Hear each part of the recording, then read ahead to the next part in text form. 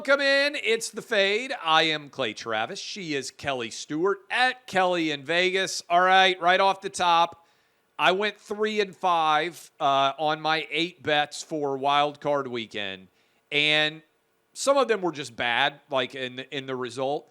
I know you were on this same side. You had better success, but the fact that the over didn't hit in the Lions game against the Rams felt kind of like a gambling crime against humanity, given the fact that we were sitting at 38 at halftime and just needed 14 points in order for the over to hit. I'm sure you still haven't really recovered from that one.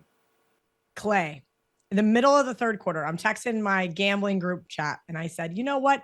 I'm just going to go to bed because right now the Lions are playing not to lose. And Matthew Stafford is just turned into a pumpkin late into the third quarter. And I am glad that I got that extra hour of sleep because I would not have been able to go to sleep had I not hit that over. That was just infuriating. And actually, we're going to get into it, but that kind of makes me want to bet against the Lions this week. There is a point in time where we've given Dan Campbell a little too much of a pass for the size of his cojones and what he is willing to do. I lost some respect for that Detroit team in the third quarter. We'll leave it at that. All right, let's go. I'm actually curious for this because how do you check when you go to bed and a bet has not been decided yet, right? I used to have to do this a lot because I had early morning radio. So I was getting up at like 4:20 or, in the morning to be live at 5 a.m. Central Time for East Coast morning radio here. So sometimes I would just be like, man, I've got money on a West Coast game, particularly when it's basketball, and it's just like, I just cannot stay awake. Sometimes, occasionally, I would go to bed before the NFL game was over because I'm just dead late in a week, whatever. How do you check to see if you want to bet? Do you go to a set app and just look at scores when you've gone to bed and it's undecided? Because that is a totally different experience. And I know probably some of our listeners and or viewers have that experience too, because you have things going on in your life, particularly if you're on the East Coast. If you live on the West Coast, you can pretty much always be awake for every game. But how do you go to see if you won or did not win a bet when that happens? I'm trying to think of what I did that night. Like, do you check I think there was like to spoil what the result is, or do you wake up in the middle of the night and be like, oh, I need to go check? Like, how do you typically find out whether you won or lost a bet when you're like, I got to go to bed, I can't stay up for the end of this one? I already know the end result based on how many text messages I have in my inbox. Usually I'm like, well, that went really bad because somebody is losing their minds by themselves in the group chat because the rest of us went to bed. I usually go to the Score app because the last thing I need is to shuffle through 48 text messages between all of my friends who are absolute crazy people to try to decipher what happened when all I want to do is go back to bed and I've only got one eye that will open because it's now 2:00 in the morning and my body elected to wake me up because heaven forbid we can't just check the scores at 7:30 in the morning. All right. So, by the way, how did you do in Wild Card Weekend? Had a really good weekend. My best bet, the Bucs, was huge for me. As I mentioned, just bet the winner, and it worked for every single game except for Rams-Lions. So I ended up having the over there, as you knew. So no blood drawn on the side, but I had the Texans. I had the over in the Cowboys game. I had the Bucs. So 3-1 was my final record for the weekend. And Clay, we talked about it during 2023's season. It's been a rough one. So to finally get some of these easy ones like the Bucs on Monday night, like just gives you some reprieve and some confidence coming into this weekend. All right. So by the way, you were at the Bucs game against the Eagles, right? Yes, it was an absolute madhouse. I could not believe how crazy these people in Tampa are. Not diehard fans like this. Like they were absolute bananas. Like I've never been afraid walking into the stadium, and I'm like, thank God I have a Bucs like sweatshirt on. Otherwise, like I would be scared for my like personal well-being. Do you think the Eagles brought that out in them? The Eagles fans? That's actually what I tweeted. I said, man, Philly fans just bring out the worst in people. It's almost as if by proxy, you've got to be a bigger jerk than the opposing fan base. And then when the opposing fan bases are the, arguably the worst fan base in the NFL as far as the stigma and how you get treated when you go to Lincoln Financial and things like that. Yeah, I absolutely think the Eagles fans brought it out of the Bucs fans. By the way, give that stat again because you talked about don't worry about the line, just pick the winners in the playoffs. I think you talked about this last week. What's the percentage that it was that don't even worry about the line, just pick the winner? What percentage of the time does the outright winner matter more than the number? In other words, you can't. It was a pretty. Sorry, Clay. It was a pretty big sample size, actually. It was 86.2% last week. So even with that Lions win, but no cover, barely put a dent into the sample size. I mean, we're talking going all the way back to 2001 in the playoffs. All you have to do is pick the winner. Look, we had 6 games. So, 5 of them, you just had to pick the winner. One had the spread come into play, which is really interesting because I like 2 teams this weekend that the spread comes into play, but I don't think they're going to win outright. All right, so let's start there because the first bet that I've got is one of those. The Texans up to a 9.5-point underdog in some of these scenarios against the Ravens. Over under 43.5. I'm on the over here because, Kelly, at some times the Ravens defense has just kind of not shown up and they've gotten into shootouts. And I also, call me crazy, C.J. Stroud, D'Amico Ryans, this young defense, I'm not that worried about them being, the moment being too big for them. I think they're playing with house money. The Ravens, we know, Lamar Jackson has not, he's only won 1 playoff game, I think, has not performed at the same level in the postseason that he did in the regular season. I'm going to take the Texans plus the points and the over in this one in Baltimore. First game being played this weekend. What side are you on? That's where this is really difficult. So if you guys do not know, I have a Ravens back in August from when I was in Vegas, 20-1 ticket to win the Super Bowl. They were the only team I bet to win the Super Bowl this year. I really liked them as a complete team. But as Clay just alluded to, they have not been great historically in the playoffs. You're absolutely right. Houston Texans are playing with house money. Frankly, this is, in my opinion, CJ Stroud's 3rd playoff game. That game against the Colts absolutely was a playoff game. And last weekend, they showed so much prowess against, well, Joe Flacco and a team that everybody couldn't stop betting hand over fist because, well, CJ's a rookie. I lost. I bet on the Browns last week. I was wrong. Yeah, and I said, hey, Texans on the money line, Texans plus 2.5, Texans in a teaser. Now, all the other leg of that teaser did not come through because it was the Cowboys, which we spoke about as well. This seemed really easy. Immediately, the Ravens got bet. Immediately. And that was because the books knew people were going to tease the Baltimore Ravens down to 2.5 and then tease them with the Kansas City Chiefs. So they said, no, we're good. This one has also been bet up from 9 to 9.5. I wouldn't be surprised to see it go a little bit higher. The interesting stat here, though, Clay, is we talked about double-digit favorites last weekend and how they were 10-1 against the spread, which is why I believe we both liked the Bills, even though it didn't end up coming to fruition for me until right before game time. One of my buddies is like, you have to bet the Bills with us. We were sitting at the casino. I said, all right, fine. But interesting enough, favorites in the divisional round coming off a bye are 15-5 straight up. But that is, between the numbers 6.5, between the line 6.5 and 9.5. But they are 6-14 against the spread. So this is one of those games I think the Ravens could win for me, but also not cover. I am on the Texans with you, plus the 9.5 in this one. All right, so we agree on that one. Do you like either side, over, under? I'm on the over as well. So I saw some sharp money come in on the under down to 43.5 early. And I thought, that was kind of interesting, because this one opened 45.5. So definitely check the weather there if you do like the over. As you know, got a little overblown in Buffalo and then they moved the game. So yes. I felt bad for everybody there. But I would slightly lean towards that sharp money, agreeing with the under. We know that this is probably going to be one of the better defenses that Houston has faced. That is, as you said, they actually come to play and play really tough here. I almost wanted to make an argument for Ravens first half, which has been absolute money all season.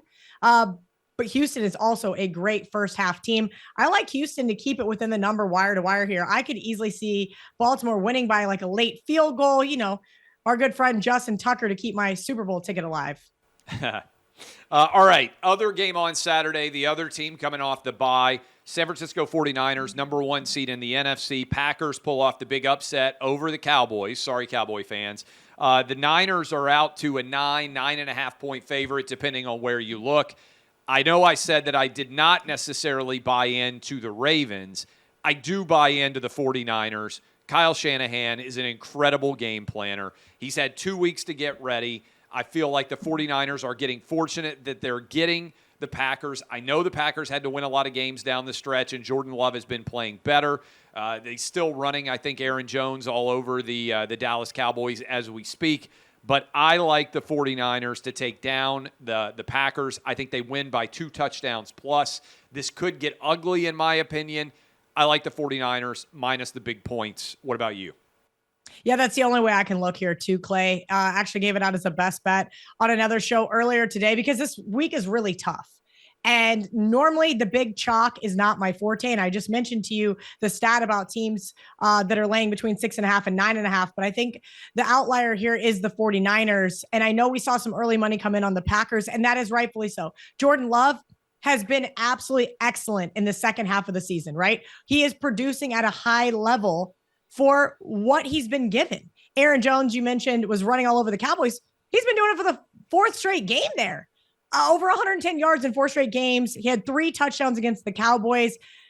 Now, the crazy thing was I had Jordan Love to be sacked over 2.5 times. They open up the game, immediately get a big sack, flag thrown, and he was not touched for the rest of the game. It was mind-boggling, Clay, that defense could not get to him. I know this offensive line has been playing better, but I expect the Niners to do what the Cowboys didn't, and that is get to Jordan Love, force him to make mistakes. You talk about the running game for the Packers.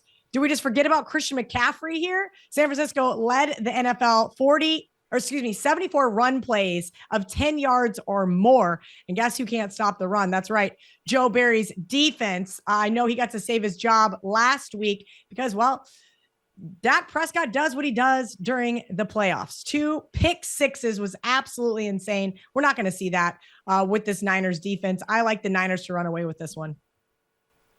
All right, let's go into Sunday's games. Scarily, we are agreeing pretty much so far. This one's tough for me. So let me walk you through the way that I'm thinking. I'm going to take the Bucs plus the points, nearly a touchdown underdog, sitting at 6.5 right now. And I'm going to take the under. And my theory here is I think the Bucs are going to be able to drag this game into the mud. I think it's going to be ugly. You mentioned earlier, Dan Campbell came out guns blazing first half. The Lions only scored 3 in the second half. I think the Lions will win, but this feels like a field goal game to me, 20-17-ish. The number's all the way up at 48.5. We got burned on the over, but I really liked the Rams' offense too. Matthew Stafford played fantastically well. They just couldn't get the ball in the end zone. I think the Bucs, Baker Mayfield and company, that defense takes the game into the mud, makes it a field goal game, and the under hits. You were just at the game in Tampa Bay. Now they're going on the road to Detroit. I bet you saw the video clip of the woman asking about whether weather conditions were going to be in play. It's a dome. The Lions have played in a dome for 50 years. Just FYI, in case anybody out there is trying to handicap this one and isn't aware. How do you break down this game, Bucs against the Lions? I just want to know who set her up for failure. Everybody knows that the Lions play in a dome. I think she had to set herself up for a failure, Kelly, because she looked up what the weather was in Detroit, and she really thought she was asking a smart question. I don't know that her name has come out, but what a basic thing to get wrong. Credit to Todd Bowles for being able to handle it. If we haven't clipped that, maybe we can clip it and share it. What was your reaction when you saw that clip? The same thing that when you brought it up to me, I'm just completely flabbergasted. I think that there becomes a point in time where if you're not prepared, just don't say anything. If you ever notice, I talk all the time, but if it's something I don't know about, I'm like, well, gonna just keep my mouth shut. So what doesn't make sense to me is if she's in the sports world, which I'm almost wondering if she filled in for somebody, like maybe somebody was sick that night. They said, hey, we need you to go to this press conference. Here's who they're playing next week. She Googles Detroit, had heard about, the weather in Buffalo. I'm trying to give this woman the benefit of the doubt in any possible way I can, because that's my first reaction was, okay, she's setting back women in sports 50 years. And I've used that comment a lot because I feel like it does happen far too often, but that was my gut reaction. Now on to this one. It is terrifying that we are basically in agreement on everything but one total. I too like the Bucs here. I was at the game late in the third quarter. I texted my buddy who runs a sports book in Las Vegas. I said, what are we laying here? 4.5 with the Lions. And he goes, no, I think we're going to march it out 6. Then next, you know, it's 6.5 and it's almost 7 at every single shop. It's either 6 minus 115, minus 120 on the odds screen right now, or we're seeing 7s. At 7, I have no choice but to take this Bucs team. Call me square, whatever. They're the square darling. This team is 8-1 on the road in their last 9 road games, winning some of those games outright as, you know, touchdown underdogs. I have been, how do I say this? I have been the biggest criticizer of this Bucs team, right? So my first game I went to this year was the Eagles. They got 2 interceptions against Jalen Hurts. I said, God, this team is pitiful. So the next game I go to, I bet against them. Something I normally don't do in a hostile environment. I laid 3.5 with the Lions, easy peasy. This is not the same team that I watched week 3 and week 6. They are a completely different defense. Clay, sounds boring. I'm going to take the better defense plus the points. I too like the under. I could easily see this being 21-17 final. Lions get the win. Bucs get the win. I don't care because it's going under the total. I agree. All right, last game. Have we ever had complete agreement on picks before? This is I don't think so. We're either going to be on a roll or we're going to get massacred. All right. I'm on the Bills. I'm on the Bills minus 2.5. They've been playing. We talked earlier about the fact that they've been trying to make the playoffs since they were sitting at 6-6. They frustrate me. The Bills do a little bit because, for instance, that game against the Steelers, they're up 21-0. They should have just totally put it away. Instead, they let the Steelers play their way back into it. Turns into a 7-point game. They have to worry about the back door because they shanked the 25-yard field goal. It's like the worst field goal attempt of the year to keep them from going up 17 and putting themselves in position for a push. Anyway, I think this is the circle the wagons game for Buffalo. This is the team that they've wanted at home with the Bills Mafia there. We know the drop issues that Patrick Mahomes has had. Heck, Travis Kelce had 3 in the first round of the playoff game. Maybe some weather aspects here as well. But I just think this is I don't even hardly break it down. It's a psychological pick for me. This is who they've wanted. They get them finally in Buffalo. I think the Bills win by a field goal or more and advance to the AFC Championship game. Are you with me to have complete uniform agreement on all the picks this week? Yeah, like you said, Clay, it's going to be really good or really bad. Somebody's going to say that we mushed each other. I like the Bills, but I will say this. I'm looking for a minus 140, 2 minus 115 in a lot of places right now on the odds screen. If I can find a money line here that's cheaper than 145, I think I'm going to lay it because I also am kind of hoping that I can get the Chiefs in a teaser. I think this is going to be a close game. You mentioned circle the wagons. Can the Bills circle the wagons? You mentioned some of their issues this year. They couldn't circle the wagons in the second half of that Eagles game. I would agree with you here. The Chiefs offense has just been so lackluster. And it's not just been Kelce, who was Mahomes' security blanket for all of those years. They just have not impressed me. The Bills are absolutely the team that I don't want the Ravens to be facing. I'd much rather have them facing the Chiefs on the way to the Super Bowl, but I'm with you. I do think they'll be able to stop the run with Isaiah Pacheco, and I do believe this game is going to go under the total. Josh Allen finally doesn't throw an interception. That has been one of the best prop bets of the year. So keep in mind, he might be due for another, which could put this over the total if it happens to be very close to a pick 6. He gets a little squirrely sometimes, but I appreciate him from a quarterback perspective and that he's a gunslinger and he can air it out. But I do like the Bills with you here and lean towards the under. There you have it. First time ever. Complete agreement on every game. I don't know if it's good. I don't know if it's bad. We'll find out next Wednesday when we'll be breaking down the AFC and the NFC championship games. Kelly, you'll also be out in Vegas for the Super Bowl, as will I. So we should have a good time out there. All that still to come. Good luck. Get your bets in. Anything else you want people to know as we get ready for the 2 games on Saturday and the 2 on Sunday? No, I don't really have a lot of props that I've gotten out yet. I will say Baker Mayfield, the gift that keeps on giving, even though we like the even though we like the under in Detroit, his passing yards over. I think he can really exploit that Lions secondary. So look towards there. Rashad White, another prop bet that just keeps cashing. Cashed easily last week versus the Dolphins. Might be able to cash again against this Bills run defense. So that's really all I've got for this weekend. Best bet. Can't believe it. Lay in the 9.5 with the Niners.